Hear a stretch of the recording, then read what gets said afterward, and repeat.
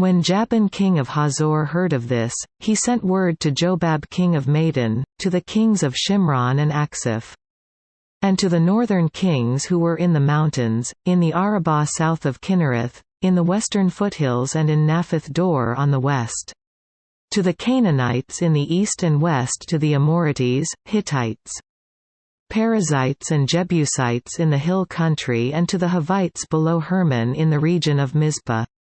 They came out with all their troops and a large number of horses and chariots, a huge army, as numerous as the sand on the seashore. All these kings joined forces and made camp together at the waters of Merom, to fight against Israel.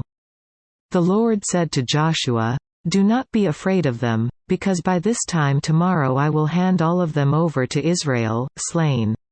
You are to hamstring their horses and burn their chariots." So Joshua and his whole army came against them suddenly at the waters of Merom and attacked them. And the Lord gave them into the hand of Israel. They defeated them and pursued them all the way to Greater Sidon, to Misrephoth Maim, and to the valley of Mizpah on the east, until no survivors were left. Joshua did to them as the Lord had directed. He hamstrung their horses and burned their chariots. At that time Joshua turned back and captured Hazor and put its king to the sword. Hazor had been the head of all these kingdoms. Everyone in it they put to the sword. They totally destroyed them, not sparing anything that breathed, and he burned up Hazor itself. Joshua took all these royal cities and their kings and put them to the sword. He totally destroyed them, as Moses the servant of the Lord had commanded. Yet Israel did not burn any of the cities built on their mounds except Hazor, which Joshua burned. The Israelites carried off for themselves all the plunder and livestock of these cities. But all the people they put to the sword until they completely destroyed them, not sparing anyone that breathed. As the Lord commanded his servant Moses, so Moses commanded Joshua, and Joshua did it. He left nothing undone of all that the Lord commanded Moses.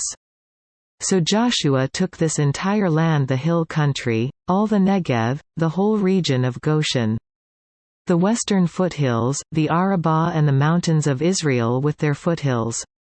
From Mount Halak, which rises toward Seir, to Baal-Gad in the valley of Lebanon below Mount Hermon.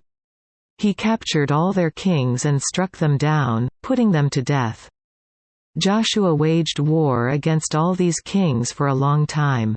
Except for the Hivites living in Gibeon, not one city made a treaty of peace with the Israelites, who took them all in battle. For it was the Lord himself who hardened their hearts to wage war against Israel, so that he might destroy them totally, exterminating them without mercy, as the Lord had commanded Moses. At that time Joshua went and destroyed the Anakites from the hill country from Hebron, Debir and Anab, from all the hill country of Judah, and from all the hill country of Israel. Joshua totally destroyed them and their towns. No Anakites were left in Israelite territory, only in Gaza, Gath and Ashdod did any survive. So Joshua took the entire land, just as the Lord had directed Moses, and he gave it as an inheritance to Israel according to their tribal divisions.